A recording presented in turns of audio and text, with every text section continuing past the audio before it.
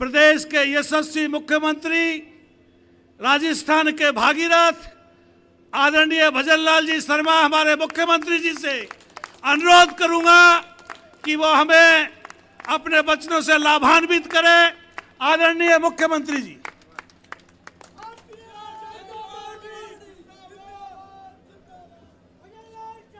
जिंदाबाद जिंदाबाद।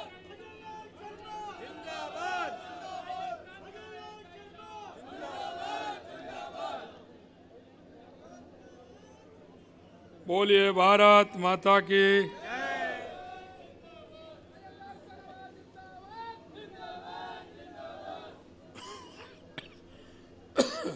इतनी बड़ी संख्या है रमेश जी। अच्छा, और आवाज करौली के बाहर भी नहीं जा रही है। एक बार जोरदारी से नारा लगाएंगे। बोलिए भारत माता की, भारत माता की। आज के इस श्रीमती इंदु देवी जाटव के नामांकन सभा के अवसर पर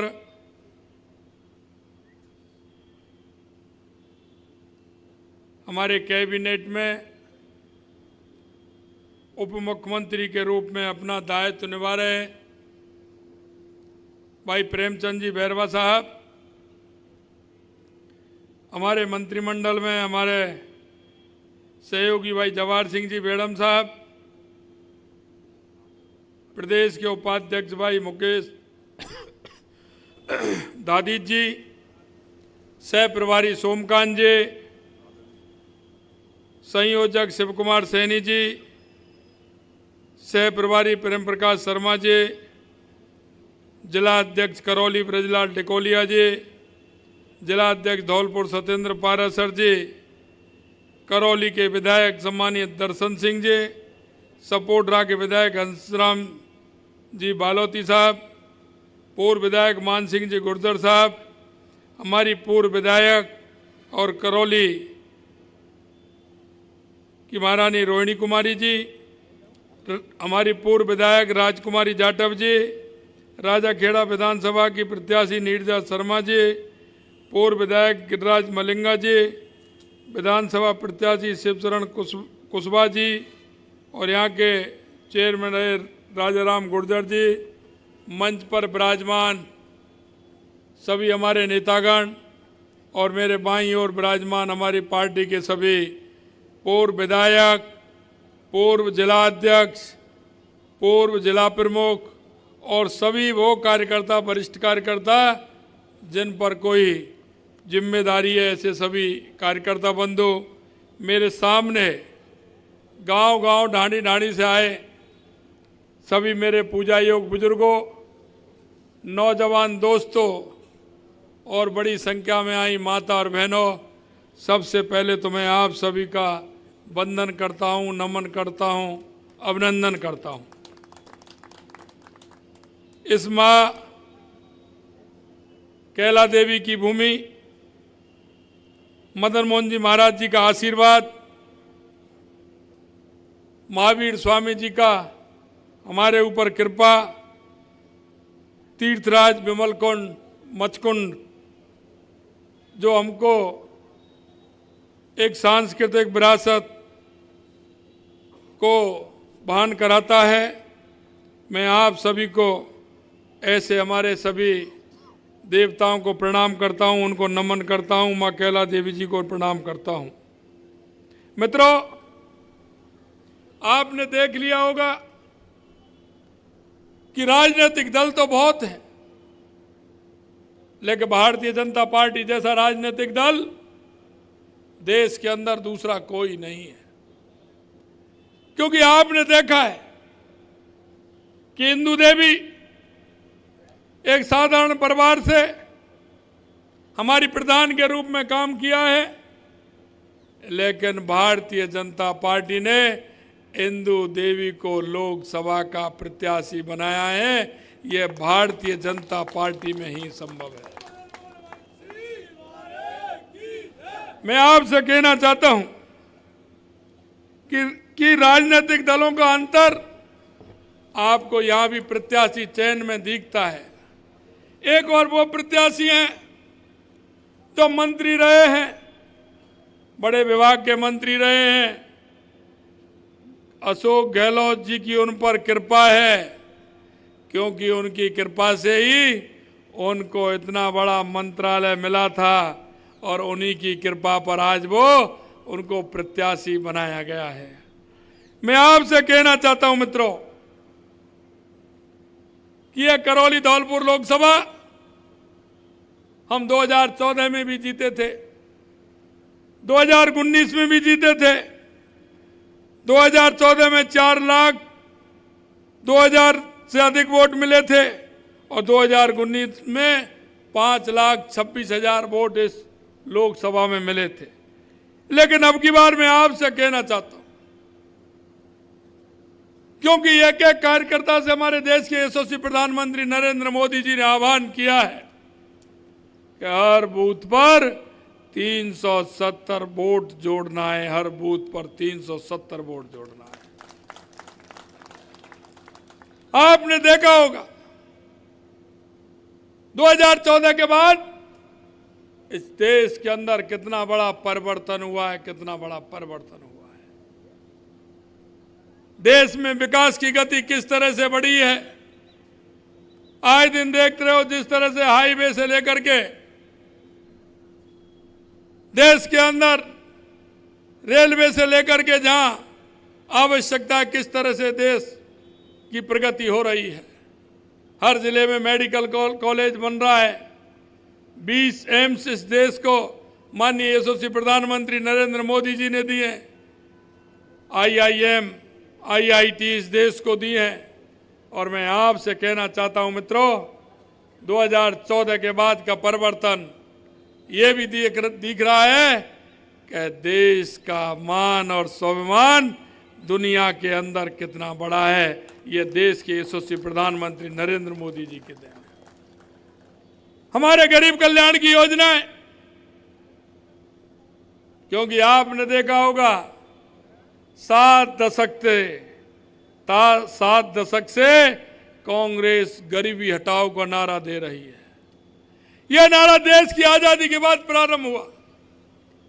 यह नारा गरीबी हटाओ का नारा नेहरू जी ने भी दिया, इंदिरा जी ने भी दिया। यह नारा राजीव जी ने भी दिया, मनमोहन सिंह जी ने भी दिया।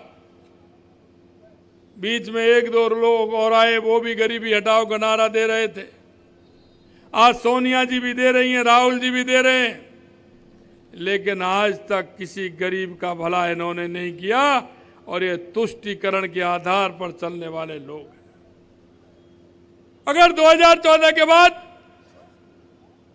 अगर गरीब की किसी ने सुनी है तो वो देश के यशस्वी प्रधानमंत्री नरेंद्र मोदी जी हैं, जिन्होंने महिलाओं, गरीब को, विद्यार्थी सबकी अगर किसी ने सुनी है तो वो देश के यशस्वी प्रधानमंत्री नरेंद्र मोदी जी सुनी।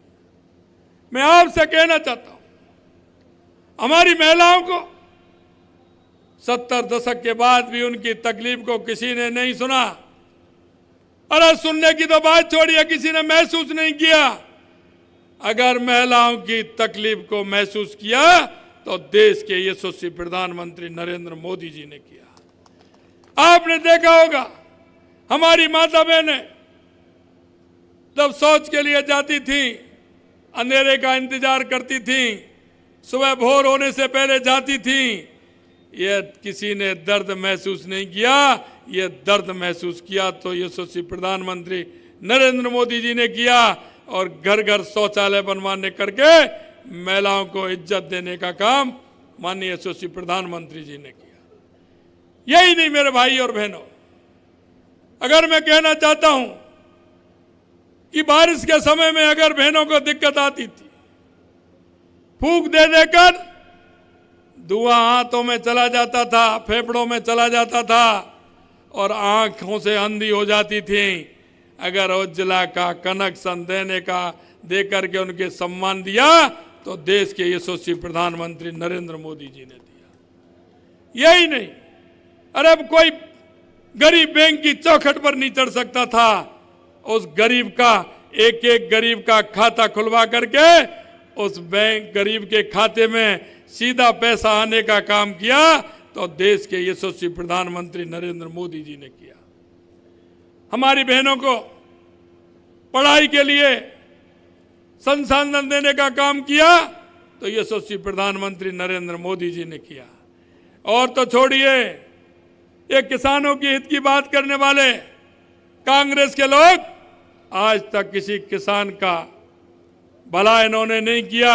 अगर किसान का भला किया तो देश के यशस्वी प्रधानमंत्री नरेंद्र मोदी जी ने किया।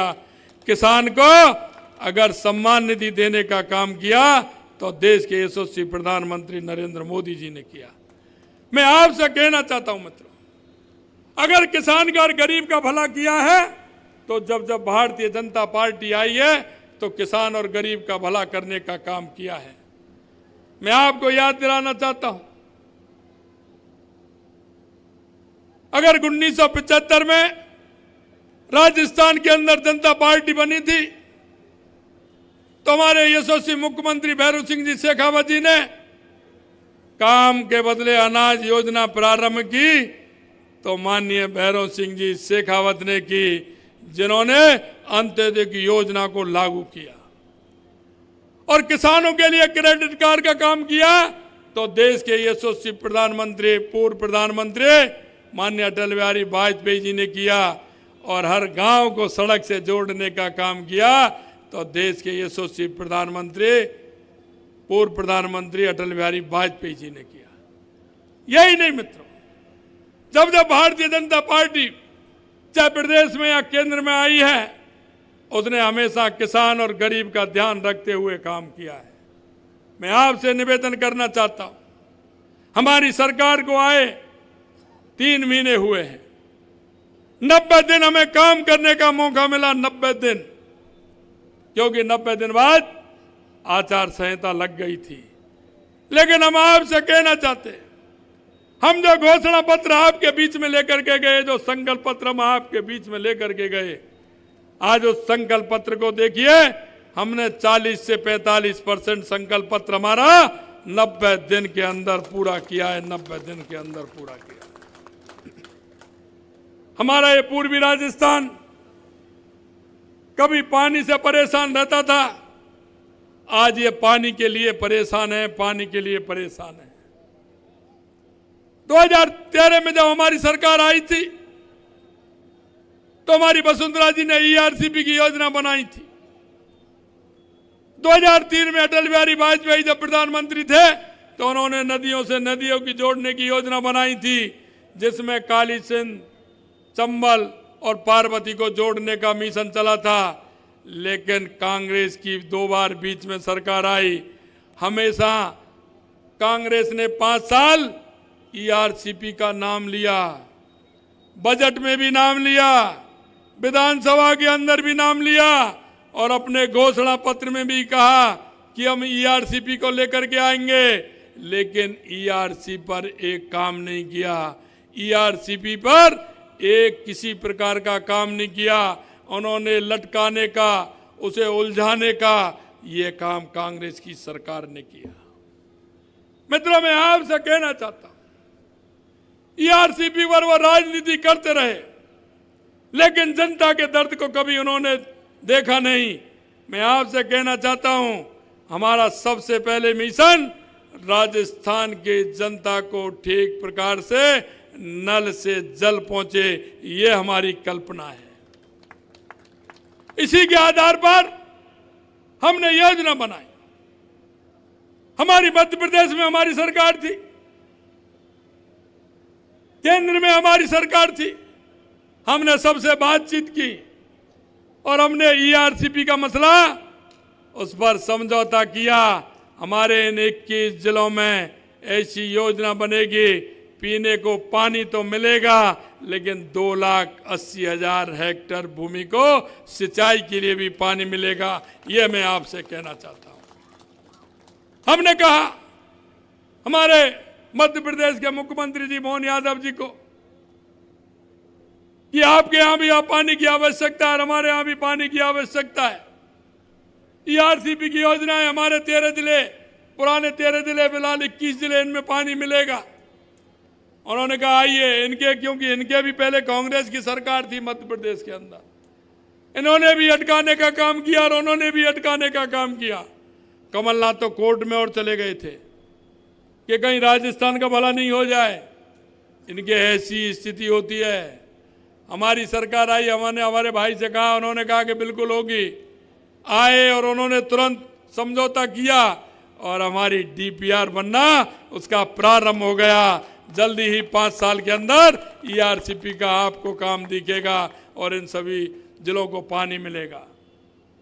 यही नहीं मित्रों, मेरे से कहा कि यमुना का समझौता है, 3 जिले हैं, सीकर, झुंझुनू और चूरू, इनमें यमुना का समझौता नहीं हो रहा है। काफी लंबे समय से इसका विवाद चल रहा है। हमने राज्य सरकार में कहा मैंने कि भाई इनके कितने पेपर हैं, हमने कब कब हमारी डिमांड रखी है, कब कब मांग रखी है। राज्य सरकार के अधिकारियों से हमने कहा इसको निकाल करके लाइए। मित्रों, मैं आपसे कहना चाहता हूं, कांग्रेस का प्रदेश में सबसे ज्यादा राज रहा है, केंद्र में सबसे ज्यादा रहा है, हरियाणा में भी रहा है। जब वो निकाल करके लाए, कांग्रेस ने हरियाणा सरकार से एक भी पत्र व्यवहार नहीं किया कि हमने यमुना जल का समझौता करना है। मुझे एक पेपर नहीं मिला जिसकी मैं कह सकूं कि हमने ये, हमारी किसी सरकार ने पूर्व ने ये किया है। अगर समझौता मिला तो 1994 का मिला और वो भी हमारे पूर्व मुख्यमंत्री भैरव सिंह शेखावत का था। उन्होंने जमुना समझौते की मांग हरियाणा सरकार से रखी थी। मैं आपसे यही कहना चाहता हूं, ये कांग्रेस सरकार, ये भ्रष्टाचार की सरकार है। ये हमेशा ध्यान देती है, ये भ्रष्टाचार पर ध्यान देती है। इस देश के अंदर भ्रष्टाचार को जन्म दिया है तो इस कांग्रेस की सरकार ने दिया है। इसने जमीन पर भी घोटाला किया है, इसने आसमान में भी घोटाला किया है, इसने पाताल में भी घोटाला किया है। मैं आपसे कहना चाहता हूं मित्रों, 2014 के पहले के अखबार उठा करके देख लेना, कितने बड़े बड़े घोटाले सरकार, कांग्रेस की सरकार ने किए हैं। और मैं आपसे कहना चाहता हूं, 2014 के बाद केंद्र की सरकार में एक भी घोटाला नहीं मिलेगा, एक भी घोटाला। यह भारतीय जनता पार्टी की सरकार, नरेंद्र मोदी जी के नेतृत्व में चलने वाली सरकार है। मित्रों, मैं आपसे यही कहना चाहता हूं कि आने वाला समय आपका है। केंद्र में तीसरी बार आपकी सरकार बनने वाली है। 2014 में भी राजस्थान से 25 सीट आई थी और 2019 में भी 25 सीट राजस्थान के अंदर आई थी। मुझे भरोसा है इन कार्यकर्ताओं की बदौलत मैं कह सकता हूं कि आने वाले समय में भी राजस्थान की 25 सीट राजस्थान जीतेगा। लेकिन मैं आपसे निवेदन करना चाहता हूं, यह जीत ऐसी होगी कि देश के यशस्वी प्रधानमंत्री नरेंद्र मोदी जी ने कहा है कि एक भी बूथ ऐसा नहीं हो जिसमें भारतीय जनता पार्टी का कमल का फूल नहीं खिले।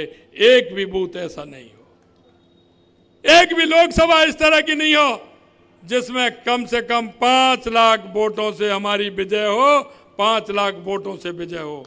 मैं आपसे यही कहना चाहता हूं मित्रों कि कम से कम 5 लाख वोटों से हमारी विजय हो।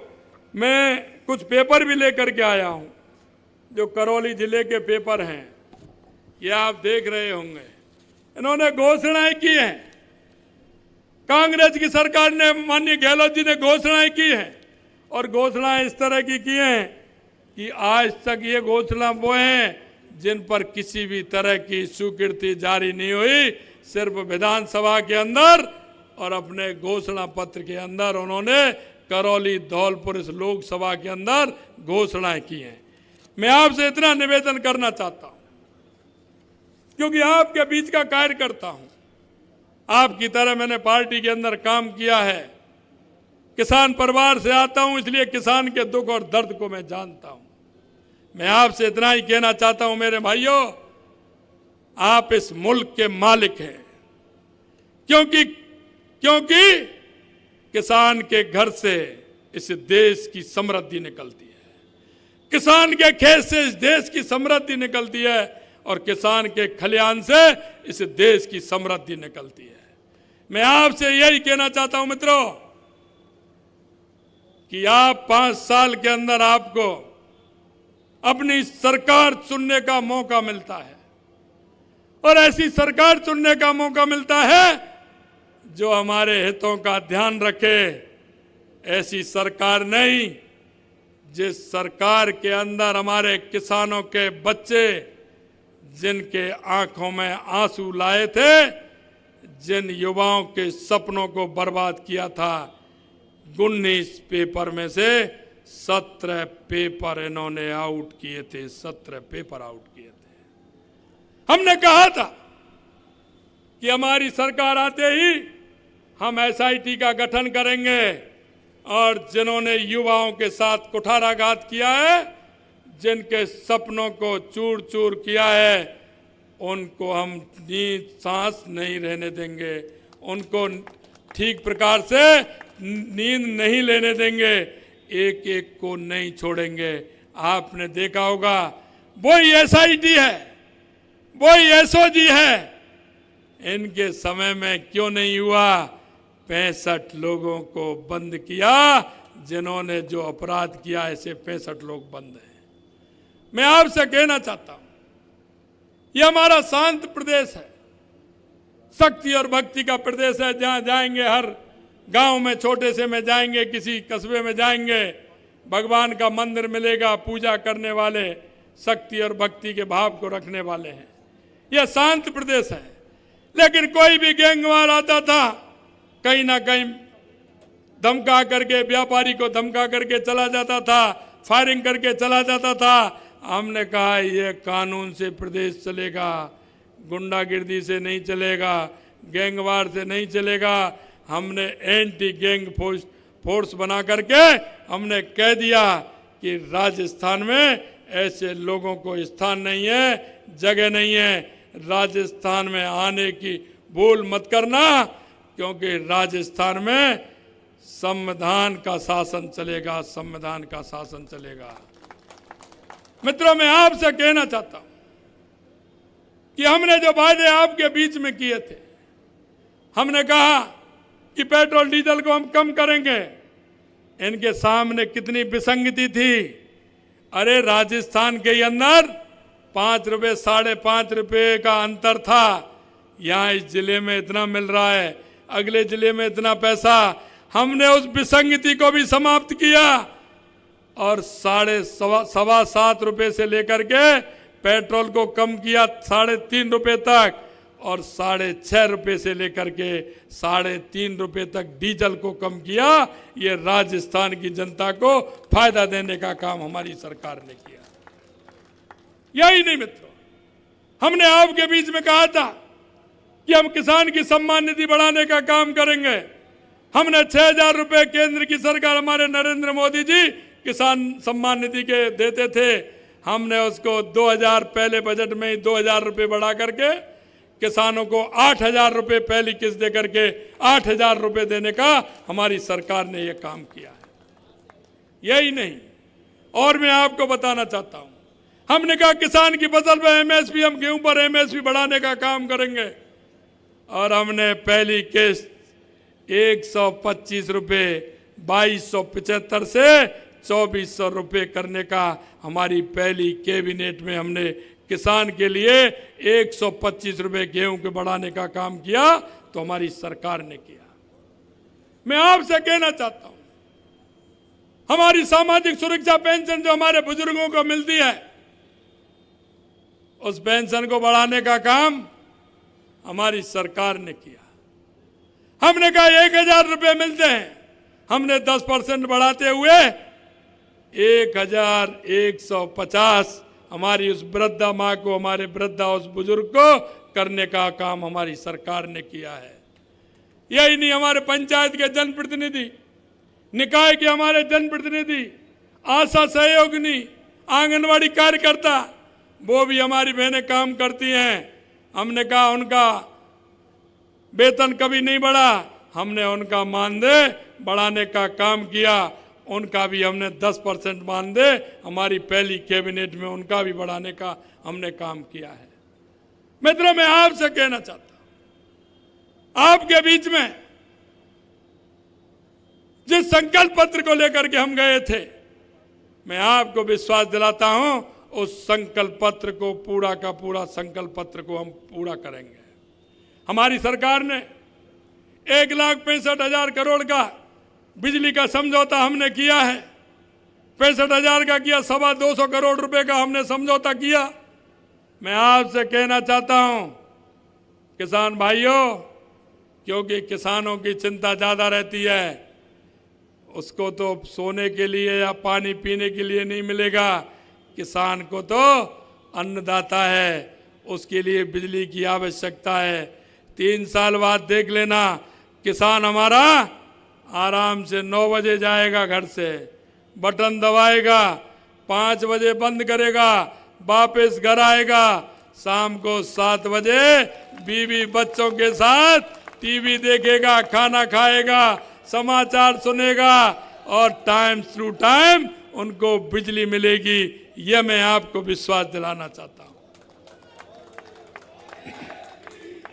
मित्रों, चौधरी चरण सिंह जी ने कहा था, देश के यशस्वी हमारे प्रधानमंत्री चौधरी चरण सिंह जी ने कहा था कि जब तक गांव का बेटा, किसान का बेटा जब तक ऊपर उन पदों पर नहीं पहुंचेगा, संवैधानिक पदों पर नहीं पहुंचेगा, जब तक इस किसान का भला नहीं हो सकता। मैं आपसे कहना चाहता हूं, देश के यशस्वी प्रधानमंत्री नरेंद्र मोदी जी ने वो गरीबी का दंश झेला है। आपने देखा होगा उनके जीवन में। मैं आपको कहना चाहता हूं, ऐसा नेतृत्व सदियों में मिलता है मित्रों, सदियों में मिलता है ऐसा नेतृत्व। देश के यशस्वी प्रधानमंत्री नरेंद्र मोदी जी कहते हैं कि 4 जातियां हैं, उन्होंने 4 जातियों में विभाजन किया है, और वो है एक किसान, मजदूर, महिला और युवा। ये 4 अगर देश के मजबूत रहेंगे तो हमारा देश मजबूत रहेगा। मैं आपसे कहना चाहता हूं कि कभी कभी किसी सरकार ने अपना मूल्यांकन भी नहीं किया और जनता को कभी हिसाब भी नहीं दिया। अगर हिसाब दिया है 5 साल पहले और 5 साल बाद में 10 साल का हिसाब दिया है, तो देश के यशस्वी प्रधानमंत्री नरेंद्र मोदी जी ने दिया है, नरेंद्र मोदी जी ने दिया है। आपने देखा होगा विकसित भारत संकल्प यात्रा के तहत एक एक गांव में यात्रा गई थी, किस व्यक्ति को लाभ मिला है या नहीं मिला है इसकी समीक्षा भी हुई। अगर किसी को नहीं मिला है तो क्यों नहीं मिला है, उसको लाभ मिलना चाहिए। ये अगर नीति की तो देश के यशस्वी प्रधानमंत्री नरेंद्र मोदी जी ने किया। मित्रों, मैं अंत में आपसे इतना ही कहना चाहता हूं, आपके बीच में आपकी बेटी एक छोटी सी कार्यकर्ता के रूप में, जिन्होंने काम किया है प्रधान के रूप में, देश के यशस्वी प्रधानमंत्री नरेंद्र मोदी जी ने अपना प्रतिनिधि बनाया है। मैं आपसे यही कहना चाहता हूं कि आप सभी लोग अपने अपने बूथ पर भी जाएंगे, अपने सहयोगी, अपने मिलने वाले, अपने रिश्तेदार, और जैसा मैंने पहले कहा, एक एक बूथ पर कमल का फूल खिलाएंगे और 5 लाख से अधिक वोटों से धौलपुर करौली इस लोकसभा को जिता करके भेजेंगे। इतना मैं आप सभी से निवेदन करना चाहता हूं। आप सभी इतनी बड़ी संख्या में, क्योंकि मैं लेट हुआ, आप इतनी बड़ी संख्या में आए, आप सभी के बहुत बहुत धन्यवाद देता हूं। आप सभी को बहुत बहुत धन्यवाद। भारत माता की, भारत माता की, भारत माता की, बहुत बहुत धन्यवाद।